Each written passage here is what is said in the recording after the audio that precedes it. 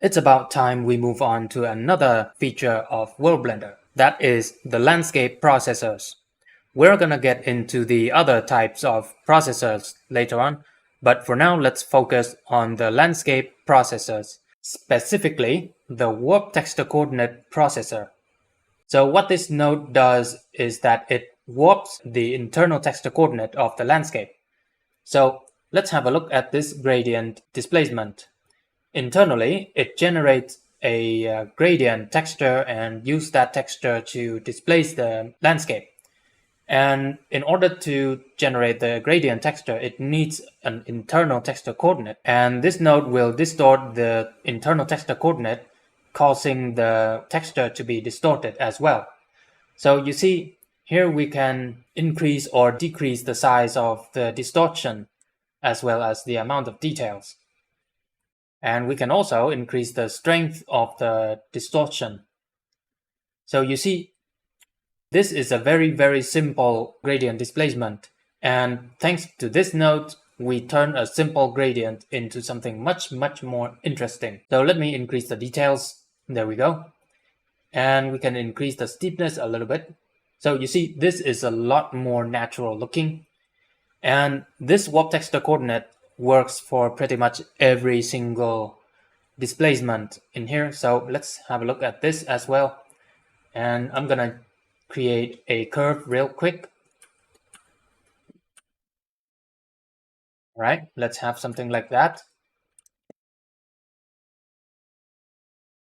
So you see, our curve guide is now a lot more interesting than before, right?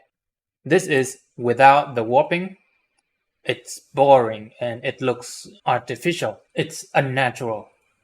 And this is after the warping, much more believable. And let's try the chip displacement. So this is how the chip displacement look like. Let's increase the size a little bit. So you see, all of these edges are perfectly straight, but look what happened when we warp the internal texture coordinate. So these looks much more like rocks, right? And then we can just erode it and see what it looks like.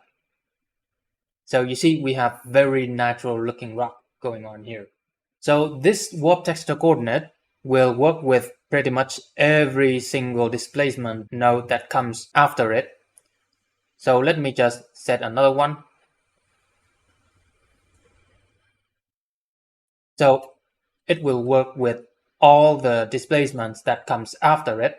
However, there are cases where you want to get rid of the warp before adding more displacements.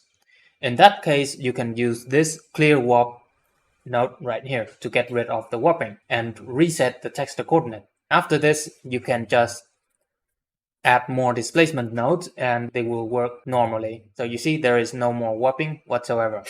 And let's get rid of this node and see. So it's warping the Voronoi texture, and this is after clearing the warping. The Voronoi became normal. There is another node that is similar to the warp texture coordinate, and that is the distort landscape node.